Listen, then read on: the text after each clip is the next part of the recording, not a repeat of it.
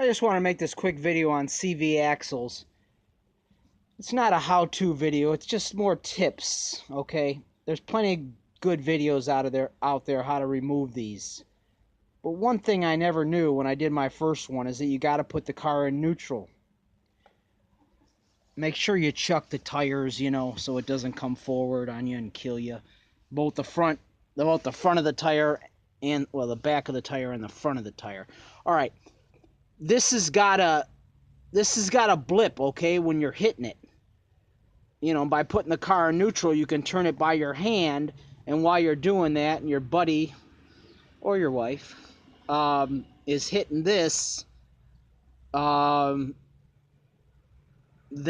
this is gonna blip, and that's what you want. So, tip number one: put the car in neutral. When I was younger, I didn't know that. Tip number two: once you get this out, this is still going to be in your car. And you see that's about a quarter inch thick. Don't go too far, because there's another splash plate that belongs to the transmission housing. You don't want to put any gouges in that. But, this is a seal puller, right? And you see it coming through, okay? This is just, what? Like tin, it's sheet metal, if that. But you see, it almost started to come through. Here it did come through. First time I did this job, it kept splicing. And the reason being, when this came from the factory, the point was too sharp, at least for this car. So I ground that down, right, just to give it more surface area. Those guys are good. Eric the Car Guy, Scotty Kilman.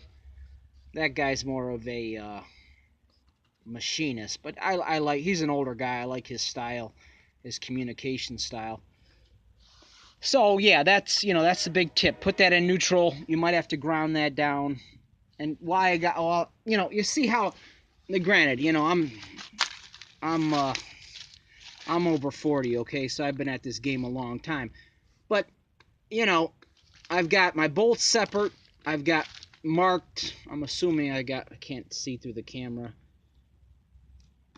Well, this one I don't, but in this one, even the wrench size, you know what I mean? Just so it's quick, when I put the damn thing back together. Even this, that's actually for the wheel bearing. Oh, the other thing I wanted to tell you, a lot of times, and I know people that got stuff replaced, okay? Something as simple as a ball joint. I'm sorry, I meant tie rod.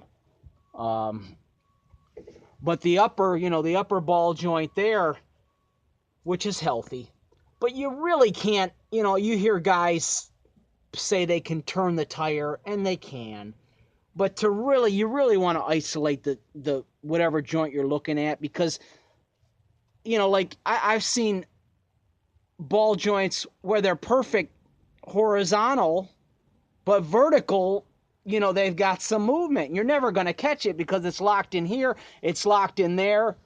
So, or at least pull the damn one, and then this way you're able to, hope, or else actually pull them all, look at them independently. So, just saying that, because you don't want to hurt yourself or hurt anybody else.